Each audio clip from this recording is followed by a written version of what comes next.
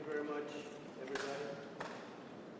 For nearly 4 years, we have been living through the worst border crisis in the history of the world. There's never been anything like it, which has brought untold suffering, misery, and death upon our land.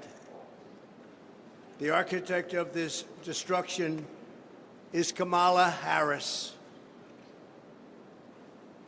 When you look at the 4 years that have taken place after being named border czar, Kamala Harris will be visiting the southern border that she has completely destroyed, from what I understand, tomorrow. Why would she go to the border now, playing right into the hand of her opponent? I mean, you take a look at this, why would you do that? There can be no justification for what she's done. There's nobody saying, oh, gee, she's done a fabulous job. She's done the worst job probably in the history of any border, not just our border. She keeps talking about how she supposedly wants to fix the border. We would merely ask, why didn't she do it 4 years ago? It's a very simple question. I could say this with everything she has. She talks about borders and taxes and all these different things. Her policies on tax, by the way, are terrible, but I can say it for everything. Why didn't she fix it almost 4 years ago? She's got no plans, got no talent, got no ability to do it. I'm here today to present you with the facts and only the facts about how Comrade Kamala Harris willfully threw open our border, helping to virtually destroy our country.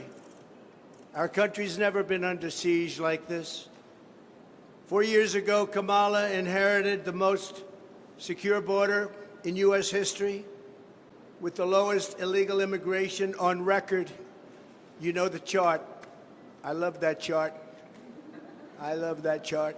I probably wouldn't be here right now except for that chart. Those who violated our borders were captured, detained, and quickly sent back home under the Trump administration. But on her first day in office, Kamala Harris terminated every single Trump policy that sealed and secured the border. She ordered an immediate stop to the completion of the border wall. It was almost complete. We built hundreds and hundreds of miles of wall, and it worked. I always said walls and wheels. Everything else is obsolete, but walls and wheels, and this wall worked. And we were ready to build and throw up another 200. Could have been done within weeks. Everything was complete. The wall was all built, ready to go, laying there, ready to be fixed. All they had to do is throw it up, and you would have had an extra 200 miles of wall, far more than I promised in the election. She suspended all deportations. She instituted catch and release across the entire southern border. And we had catch and release also, but we released in Mexico. Her catch and release was to release in the United States and never see them again. She sent Congress a bill demanding amnesty for all illegal aliens, every single illegal alien, even if they're criminals, even if they're murderers, even if they're drug dealers, human traffickers. She wanted amnesty for everybody. Radical left. This is a radical left person.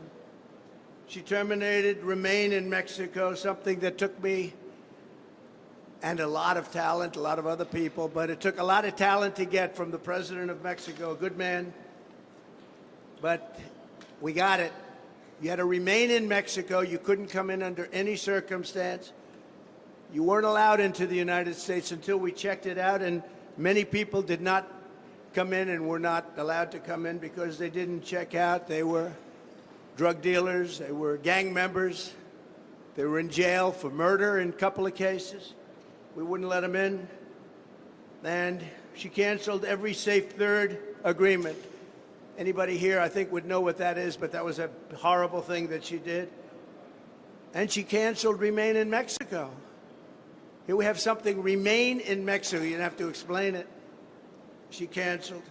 She ordered ICE to halt the removal of virtually all criminal aliens, including MS-13 gang members, the worst gang anywhere in the world, they say. Evil, evil gang. She ended all of our programs that we instituted to stop child and woman trafficking.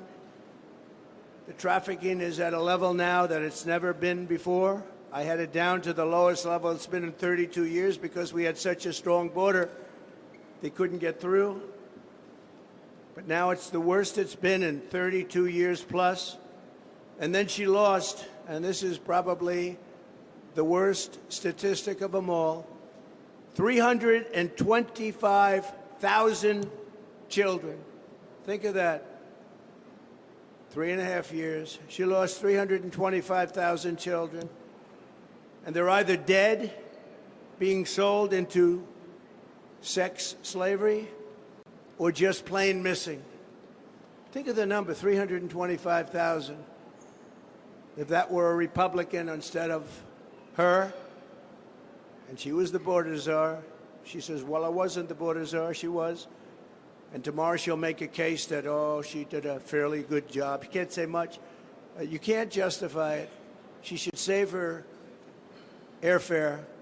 She should go back to the White House and tell the president to close the border. He can do it with the signing of just a signature on a piece of paper to the Border Patrol. Instead, she's going there to try and convince people that she wasn't as bad as everybody knows she was. She was the worst in history. Grossly incompetent, weak, and ineffective. And all you have to do is ask Brandon Judd, Border Patrol. You could ask any of them. Tom Homan. We had the best people that we've ever had, and they said Trump was the best president on the border ever. She ripped up every single reform that we put in place to stop asylum fraud. She ended a travel ban that was unbelievably successful. We had the strongest travel ban anywhere in the world, and it was upheld by the United States Supreme Court. She canceled Title 42. That was a medical title. She canceled it, very hard to get. And altogether, she took 93 executive orders that I put on, all which made the border the best border we've ever had in recorded history. And she terminated them along with Joe Biden. The worst administration in the history of our country. And on the border, it's not even close. Because of these acts, in less than 4 years, 21 million illegal aliens at least. That's the real number. You don't hear that. You hear 15, 16. Sometimes you hear 17. The number is at least 21 million. And on top of that, you have gotaways. That's gotaways. That's people that came over or got away. And they've stormed across our border like nobody in history on any border anywhere in the world. There's never been any border in history where you had millions of people storming us like that. No third world country would allow it. But she allowed it because she's incompetent. She allowed it because she never went there. She says she went once, but it was not the right location. It was a location that was very mild and no danger. She never went there. She's going there tomorrow after almost 4 years. She's going there tomorrow to try and show you what a great job she did. But even now, the numbers are terrible. And remember, they're flying people over, and they haven't stopped that. They're flying hundreds of thousands of people over the border right now. They never stopped that. They didn't think they'd be caught, but they were 2 weeks ago. From prisons and jails, mental institutions, and insane asylum, all these insane asylums where you have the sickest people, mentally ill people, and terrorists at record levels. We've never had terrorists come into our country like this. They come, and they keep coming and coming, and nobody has ever seen anything like it. People that go to the border, They look professionals, and they said there's never been anything like this in the history of the world, and they are destroying the fabric of our country. She did nothing to stop any of it. In fact, she encouraged them to keep coming, and you know that. For years she did. Only recently did she say, oh, well, we're going to try and put a stop to it.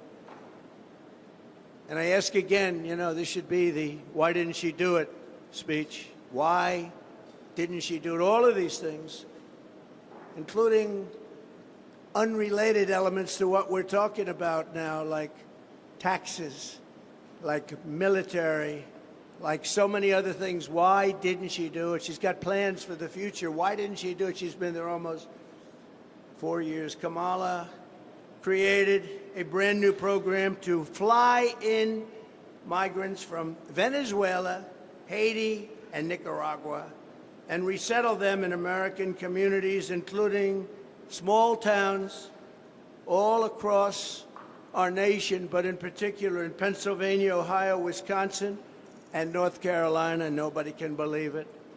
These towns have been destroyed, and the mayors of the towns and the governors of the states can't talk about it because they're embarrassed that they allowed it to happen. In addition, through her phone app, something totally new now, it's a phone app for migrants, where migrants call in, highly sophisticated migrants. She's allowed virtually unlimited numbers of illegals to press a button, schedule their illegal immigration appointment at our ports of entry, and show up to be released into the interior of our country. Can anybody believe this?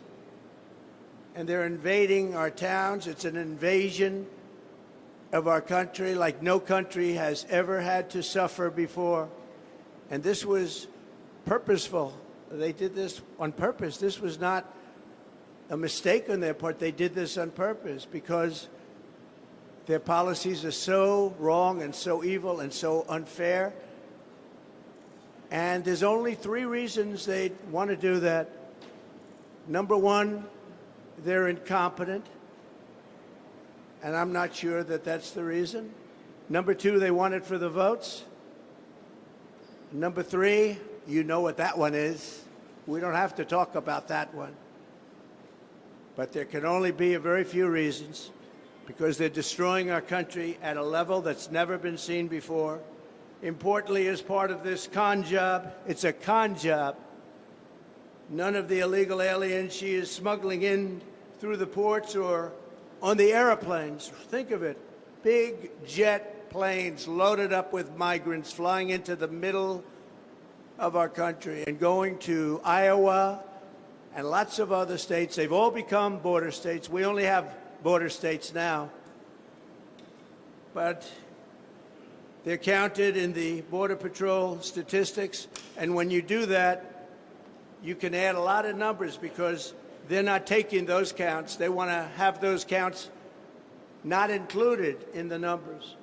In Aurora, Colorado, Springfield, Ohio, where it's been a mass invasion, these were 2 beautiful, successful towns, idyllic. And they're in trouble, big trouble. And very unfair. The people want to leave. They want to get out. But everyone's afraid to say, I want to get out, because they want to be politically correct. And other towns just like them, hundreds of them all over America. Americans have watched their communities destroyed by this sudden, suffocating inundation of illegal aliens.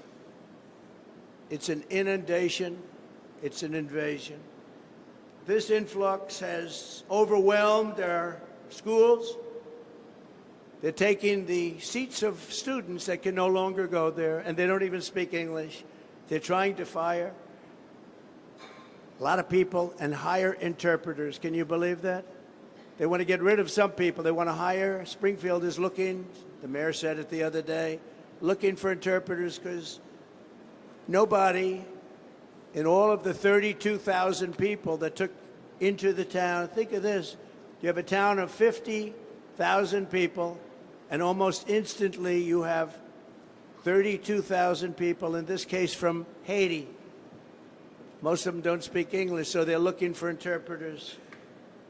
You have to get them out. We have to save our country. You have to save these towns. They flooded the job market with low-wage migrants, but many cases migrants that also have horrible criminal records, murder, drug dealing, so many different things, a lot of human traffickers, and it's mostly human traffickers in women. Last month, American-born workers lost 1.3 million jobs. This is last month. You know, when they lowered the interest rates, they weren't doing it necessarily just for political. Our economy is terrible, especially when you add inflation into it. Inflation has destroyed our middle class. It's destroyed our senior citizens.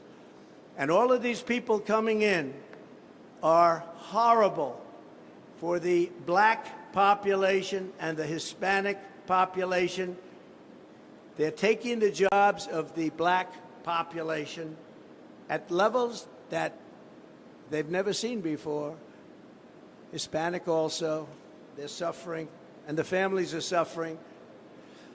They go out, they think they have a job, and they've lost a job to an illegal migrant. So we've lost 1.3 million